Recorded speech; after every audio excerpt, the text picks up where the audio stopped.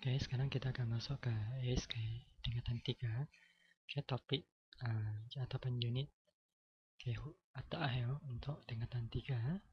Oke, struktur kod arahan. Tapi topik ini agak panjang lah. Oke, agak susah juga nak kita fahamkan. So, dia melibatkan pengatur caraan Python ya. Oke, pengatur caraan Python. Oke, ini dia.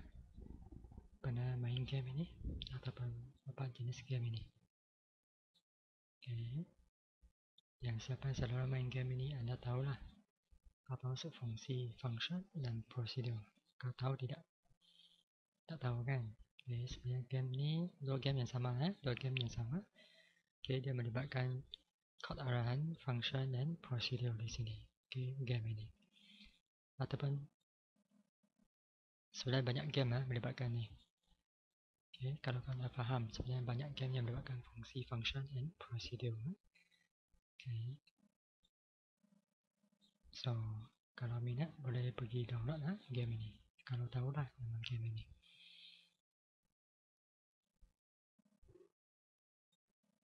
Okay. Kalau ada satu jenis game apa yang melibatkan banyak bunga matahari?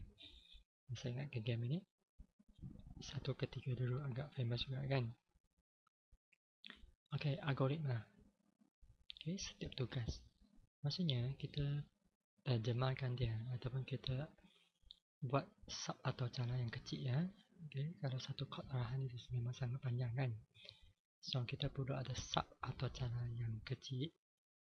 Okay, itu dipanggil sebagai function dan satu lagi prosedur.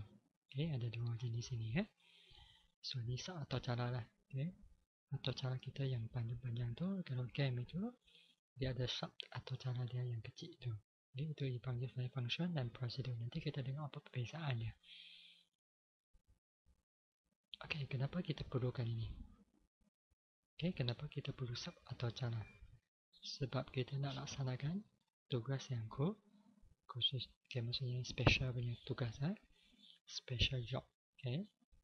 Okay, ataupun kita berulang-ulang. Okay, benda itu berulang-ulang. Ataupun satu yang sangat khusus, ataupun dia berulang-ulang. Okay, so kita perlukanlah function and procedure supaya lebih senang atau cara kita buat. Okay, tak perlu kita ulang banyak kali.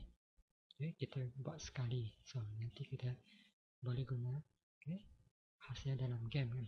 Ada benda yang sangat sentiasa berulang-ulang ataupun tugas yang khusus. Okay, so kita tak perlu tulis banyak kali. So, ini menyebabkan atau cara itu lebih kemas. Okay, teratur sistematik. Ini yang penting lah. Lebih mudah ninya bijak. Maksudnya kalau ada error, contohnya game tadi kan, kalau kita bangunkan memang panjang coding dia. Kalau ada silap di situ sana, macam mana kita nak selesaikan masalah itu. Okay, so kalau kita ada function and procedure, senang lah. Okay, senang kita buat pembetulan di situ ataupun kita cari kesalahan dia di situ. Ini function and procedure. So tak perlu salin semua ni, kamu ambil yang mana yang penting. Okay, ini kan pelaksanaan tugas yang khusus dan ulang-ulang. So, ini sebabnya kenapa kita perlu ada sub atau cara. Mana lebih penting? Okay, atau cara lebih teratur, sistematik dan lebih mudah dinya bijak. Ini, okay. Ini yang penting lah. Okay. Okay, di sini. Fungsi. Okay, kita tengok yang pertama dulu. Fungsi function. Fungsi kalau BM kita panggil sebagai atau cara fungsi function. Okey, nampak sini tak game ini? Ini nama game. Okey, ini nama game. Kalau pergi cari dah. Kalau ada. Okey.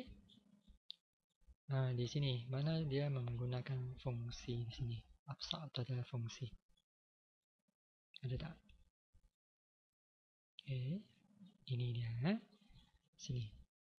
Okey, contohnya anda beli barangan. Okey, anda sudah confirm nak beli mana satu. Okey, nak beli jagung kah? Letek kah? Okey, kalau sudah masuk di sini, okey, sub atau cara akan mengira lah. Okey, mula-mula baki anda 220. Okey, selepas beli dua-dua benda ni, so baki dia akan jadi 2 20. Okay, ini contoh function. Function ini melibatkan pengiraan. Kalau matematik sangat lemah, susah kan? Tak lemah lah sangat kan? Boleh tekanlah kalkulator. Kira-kira. Ini contoh sub atau cara fungsi. Okey, kita nak terangkan tadi ya.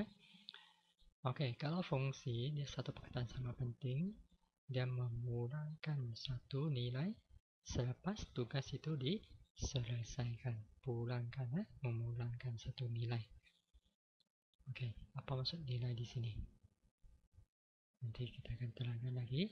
Okey, ini permainan ini melibatkan apa? Pembelian kan? Okey, so dia akan kira duit yang sedia ada, nada, maksudnya duit yang sedia ada, lepas tu baki selepas pembelian. Okey, so fungsi ini digunakan untuk proses pengiraan kerana apa? Kod yang sama tak perlu ditulis semula setiap kali pemain ingin melakukan pembelian. Okey, so maksudnya tiap kali dia beli, so kita hanya tulis sekali cukuplah, tak perlu tiap kali kita tulis ya. Kan game itu dia melibatkan pembelian kan, so dia banyak melibatkan pembelian, jual dan beli ya. So kita pakai function satu kali cukup lah. Okay, tak perlu banyak sangat. Okay, ini contoh dia. Ini pengiraan cikgu tadi sudah terangkan tadi ya. Okay, ini penjuru kiri ni ya. Okay, ini sini. Sedapat dia sudah beli kan, baki dia tinggal berapa? 20 sahaja. Okay, tinggal 20 sahajalah. Okay, mula-mula jadi mula-mula baki adalah 220. Okay, ini pengiraan melibatkan fungsi sub atau cara fungsi ya. So dia akan pulangkan 20 di situ. Okey, sub atau cara prosedur. Okay, sub atau cara prosedur di sini. Perkataan penting di sini ialah tanpa pemulangan nilai. Di sini mana satu ialah prosedur? Ini atau yang ini? Okay. Tanpa pulangkan nilai. Okey. Contoh di sini ya. Ada nampak sini tak? Kamu klik di sini. Okey. Prosedur simpan dalam butang ini. Setiap kali anda klik, anda login ya. Setiap kali dia akan masuk. Okey. Apabila kamu klik sini, profil pemain itu akan ditunjukkan dalam sini lah. Ini profil anda lah. Okey. So di sini tanpa mengulangkan nilai. Okey. Ini yang prosedur semacamnya dalam satu game itu dia akan melibatkan fungsi dan prosedur di sini. Prosedur tidak memulangkan nilai. Kalau sub atau cara fungsi dia akan memulangkan nilai. Okey, ini perbezaan dan persamaan. Okey, panjang cerita di sini. Cuba labelkan mana satu ialah persamaan. Ini kan. Okey, persamaan 1, 2, 3, 4. Okey, perbezaan. Ini perbezaan ada 3 juga. Ini ada 3. Ini yang cikgu tekan tadi lah. Okey, ini memulangkan satu nilai. Ini tidak memulangkan, tanpa memulangkan. Okey. Tidak memulangkan nilai.